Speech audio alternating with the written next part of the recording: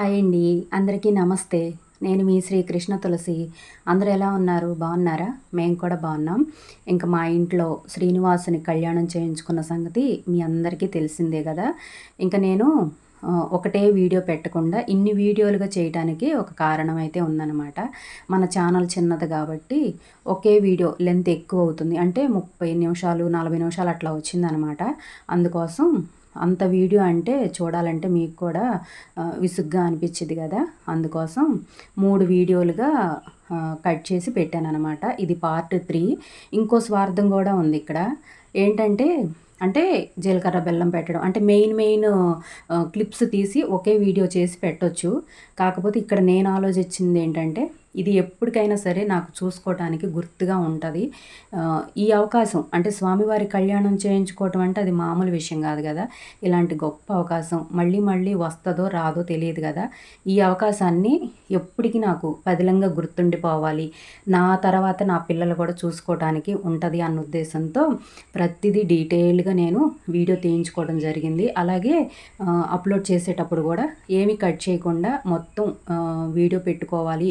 యూట్యూబ్‌లో ఎప్పటికీ నాకు మెమరీగా ఉండిపోయిద్ది అన్న ఆలోచనతో ప్రతిదీ నేను వీడియోలో కట్ చేయకుండా మొత్తం వీడియో ఉండాలి అన్న ఉద్దేశంతో ఇంకా పెట్టుకున్నానన్నమాట ఇలా. అయితే ఒకే వీడియో అయితే లెంత్ ఎక్కువైద్దని చెప్పాను కదా! అందుకోసం 3 వీడియోలుగా దీన్ని మార్చానన్నమాట. ఇంకా ఫస్ట్ 2 వీడియోలు చూశారు కదా! ఇంక ఈ పార్ట్ 3 కూడా చూసి ఎలా ఉందో చెప్పండి. వీడియో లాస్ట్ వరకు చూసి మీ అభిప్రాయం చెప్పడం మాత్రం అస్సలు మర్చిపోవద్దు. అలాగే మన ఛానల్‌ని ఎవరైనా ఫస్ట్ టైం చూస్తుంటే సబ్స్క్రైబ్ చేసుకొని నాకు సపోర్ట్ చేయండి. అలాగే లైక్ చేయండి. ఇంక వీడియోలోకి వెళ్ళిపోదాం. వచ్చేసేయండి.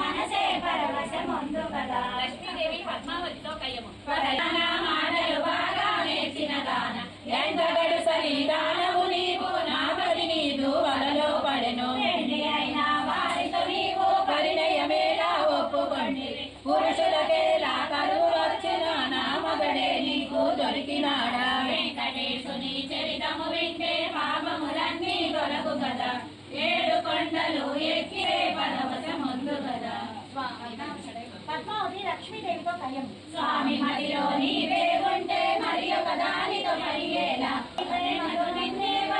మాటలు మీరకు నెరజానా స్థిరమన్నది నీకు లేనే లేదు ఇల్లు తిరిగేదాన ఒక చోటైనా కుదురుగా ఉండవు ఎందుకు నీకు మనసే పరవశముందు కదా లక్ష్మీ శ్రీనివాసుడు చిద్విలాసమున వెనుకకు అడుగులు వేయసాగే అంజలి కనించే మొదటి మెట్టండి అంజనాద్రి వాస గోవింద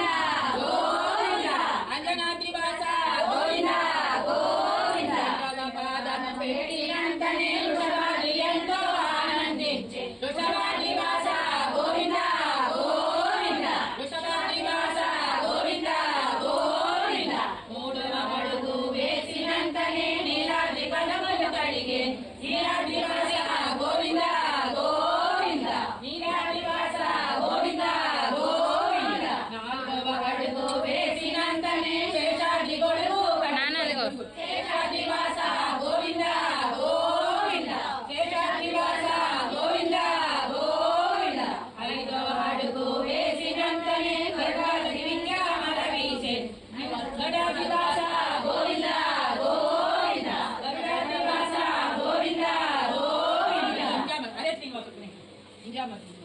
చేసినంతనే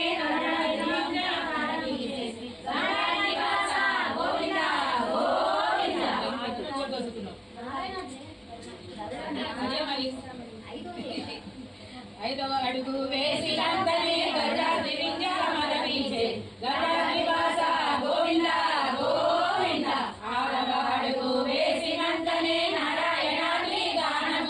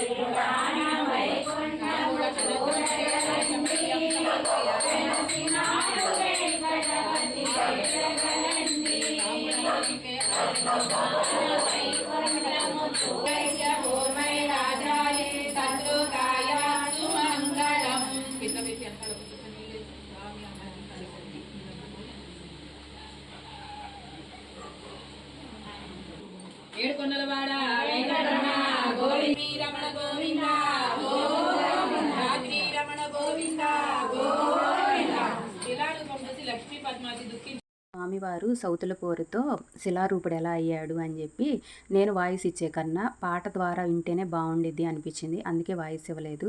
ఇంకా మేము చేసిన నైవేద్యాలన్నీ స్వామివారికి చెల్లించి హారతి అయితే ఇస్తున్నాము. వచ్చేయండి మీరు కూడా.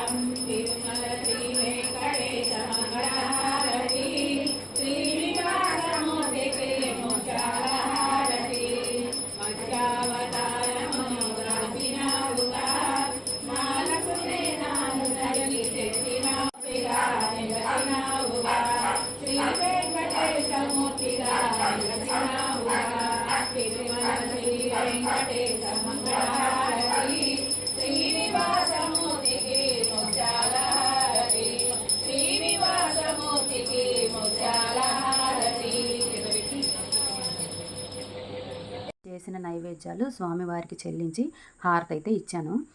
ఇక్కడ ఒక విషయం చెప్పాలండి. ఇన్ని పూలు తేవాలా, ఇన్ని ప్రసాదాలు చేయాలా, ఇంత ఖర్చు పెట్టాలా అనేది ఏమీ లేదు. ఏదైనా మన శక్తి కొలది ఒక్క తులసి దళం పెట్టిన స్వామివారు తృప్తి పడతారు. ఇది కేవలం నా తృప్తి కోసం నాకు స్వామివారిని అలా అలంకరించుకుంటే బాగుండిద్ది అని, ఇన్ని ప్రసాదాలు చేస్తే బాగుండిద్ది అని నా మనసుకు అనిపించి నేను చేసుకున్నాను. ఇలాగే చేయాలని ఏమీ లేదు. ఎవరి శక్తి కొలది వాళ్ళు చేసుకోవచ్చు అనమాట. ఇంకా నాకైతే 7 ప్రసాదాలు చేస్తే బాగుండు అనిపించింది. 7 రకాల పువ్వులు తెచ్చుకుంటే బాగుండు అనిపించింది.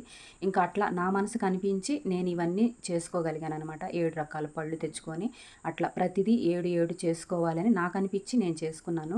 ఇలాగే చేయాలని ఏమీ లేదు.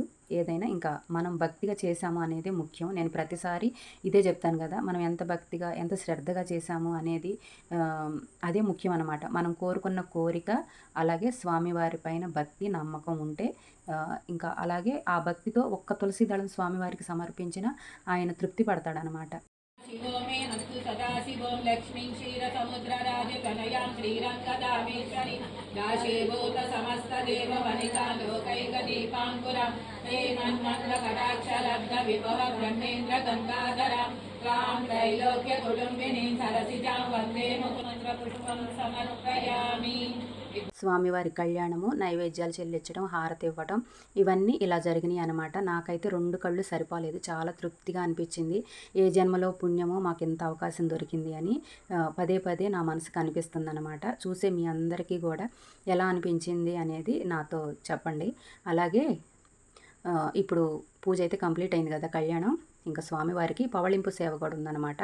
దానికన్నా ముందు మనం ఏ కళ్యాణం చేసుకున్నా, ఏ నోము నోచుకున్నా మనకి పుట్టింటి వాళ్ళు బట్టలు పెడతారు కదా.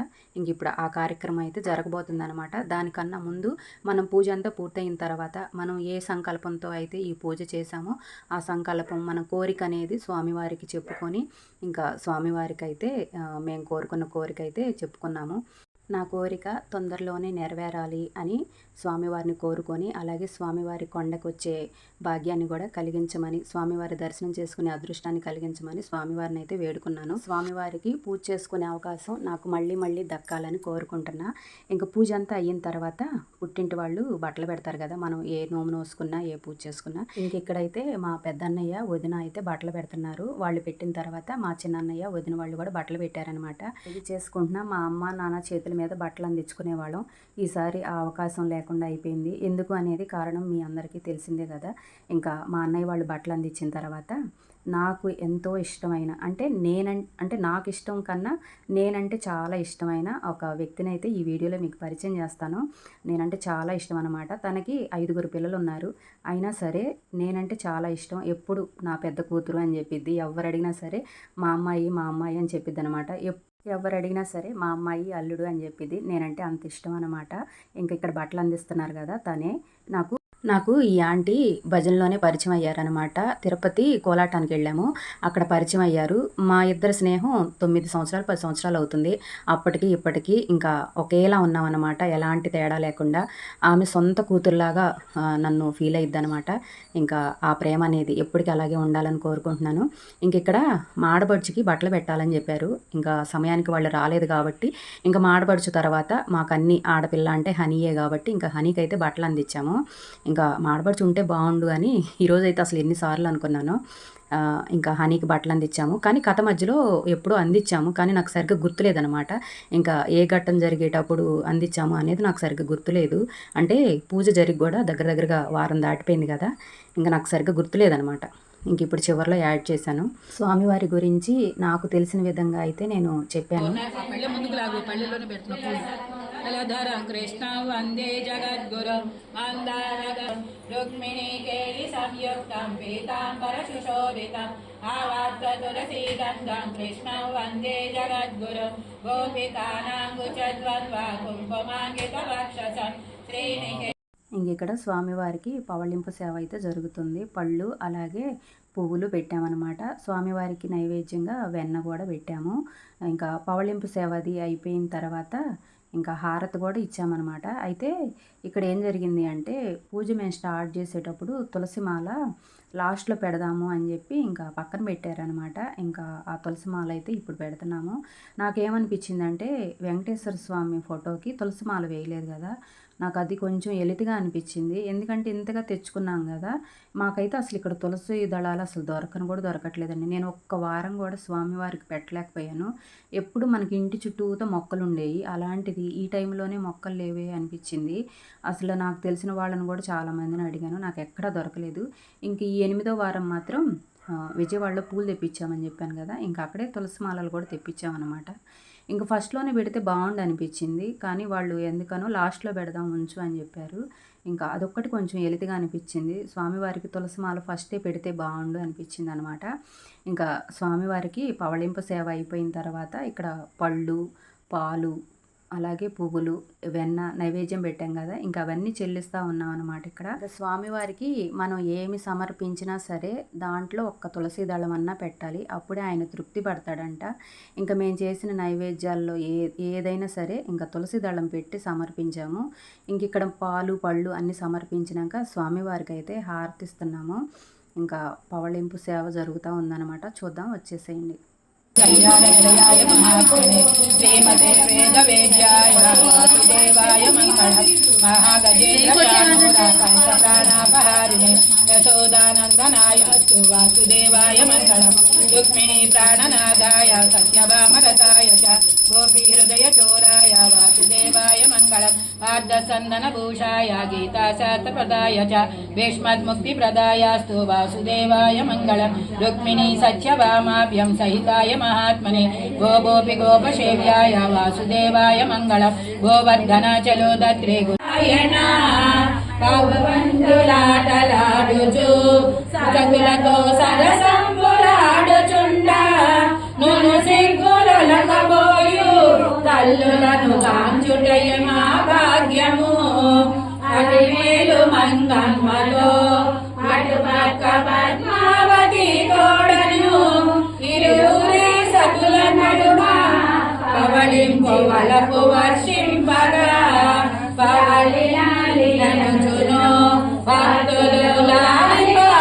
ఇదండి మా ఇంటి శ్రీనివాసుని పద్మావతి లక్ష్మి అమ్మవార్ల కళ్యాణం ఎంత వైభోగంగా జరిగిందో మీ అందరూ చూశారు కదా. తెలుసుకున్న మాతో పాటు చూస్తున్న మీ అందరికీ కూడా స్వామివారి అనుగ్రహం కలగాలని, మనందరం బాగుండాలని మనస్ఫూర్తిగా కోరుకుంటున్నాను. అలాగే వీడియో లాస్ట్ వరకు చూసి ఎలా ఉందో చెప్పండి. మరో వీడియోతో మళ్ళీ కలుద్దాం. గోవిందా గోవింద.